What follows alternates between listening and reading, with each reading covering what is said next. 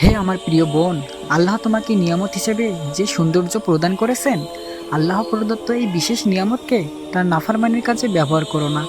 তোমার এই সৌন্দর্যকে তুমি বাজারে সামান্য পণ্য বানিয়ে বিক্রি করে দিও না।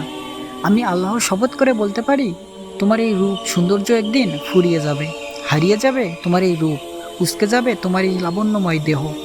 একদিন হঠাৎ করেই প্রাণ পাখিটা চলে যাবে তোমার এই অতি যত্নে গড়া দেহ থেকে। জীবন্ত মানুষ হতে রূপান্তরিত হতে হবে একটি নিতর মরদেহে। তোমার দেহের পরিধানকৃত পছন্দের অত্যাধুনিক ডিজাইনের জামাটাও সেদিন টেনে হিসড়ে খুলে ফেলা হবে। পরক্ষণেই তোমার জীবনের শেষ গোসল দিয়ে সাদা কাপড়ে মুড়িয়ে দেওয়া হবে। সাদা ধবধবে একটি পর্দার আবরণে তোমাকে ঢেকে দেওয়া হবে। তোমার শত অনিচ্ছা থাকা সত্ত্বেও সেই হিজাব গায়ে দিয়েই তোমাকে দুনিয়া থেকে বিদায় নিতে হচ্ছে। আজ হোক বা কাল সেই পর্দা তোমাকে করতেই হচ্ছে। মৃত্যুর পর ঠিকই তোমাকে আবৃত করে দেওয়া হবে সাদা ধবধবে হিজাবের মাধ্যমে।